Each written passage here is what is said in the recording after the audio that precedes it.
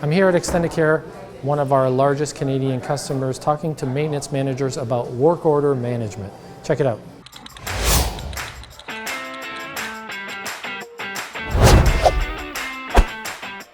Let's start with the work order process. And what I'm going to do is everybody should have in their homes the maintenance request icon, right? Everybody's got that installed on all of their desktops, computers, everywhere, right?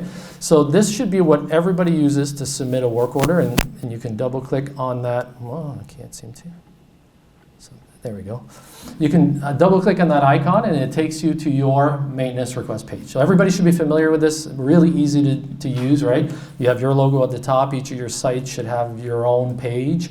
And one of the things we've been working on with Michael and the team is streamlining all of the task type, which is the types of requests that people can submit on, to a standard across all your homes, okay? So it's important for reporting purposes that one home doesn't have the word lighting and another place has electrical, let's say, right? Because it becomes a little more difficult. So we had a committee come together in the last few weeks where we're hearing your feedback about what the general task types should be, and we're trying to get the list down to about 10 to 15 so that everybody's using the same thing, but they encompass most of it.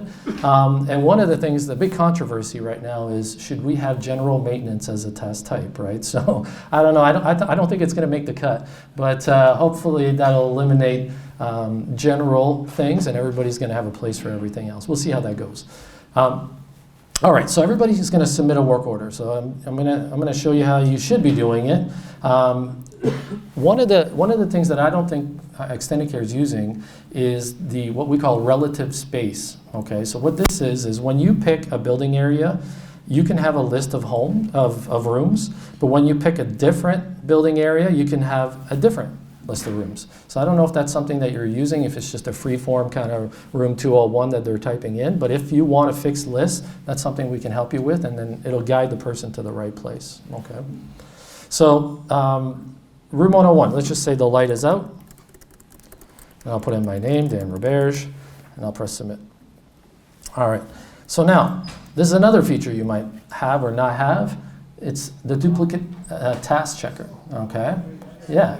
So that is something that you can just check off in your building profile, and what it'll do is it'll look in the last 7 days, and if there's a task that's still open, so it has to still be open, in that room for the same type of issue, it'll warn the person to say, are you sure you want to continue or do you want to cancel out of this? I'm actually going to submit it so that you do get a duplicate, but you can turn that on pretty easily within your building profile, or ask, I guess it would be, you'd have to ask IT to do that. Yes, question? You missed one. You didn't put your email in. Yes, that's right. Good catch on that. So not everybody always had an email address, right? So we left, in my form, I left it as a non-mandatory field. But you can actually customize that form to have mandatory fields or not. I would say for email address, probably not a good idea to make it mandatory if not everybody has an email. The advantage of putting your email is you'll get an email back to say this task has been accepted, and then you can kind of move on from there. All right, submitting work order, you also can put file upload, pictures, and so on. And you can also put custom links in the top right corner. Okay, so these are buttons that you can create that you can actually send people to for other education about what's going on in the building. Okay, and then on the left side, you have your sticky note. I don't know if anybody using the sticky note?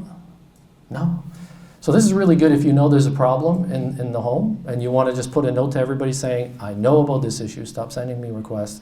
You can put that in there, and people will read that as they get to that page. So this is really, or if they're maybe always making a mistake on, they're not putting their name, they're not doing something in the submission, you can put like, please remember to do that. So I'll show you where you can set that in to the task list, okay? So the request page has a lot of features because once you've pressed submit, you actually can designate where you want that request to go. So you can say, based on the type of issue, plumbing, electrical, it can go to 2 different people. So if you have experts on your team, if you're lucky enough to have more than one person that's good at something, you can have those requests directed to somebody else. You can also do it by space, so building area, so everything outside is going to go to this person, everything indoors is going to go to this person, let's say. So you can designate those workflows so that your notification or task assignment can be automatic, all right?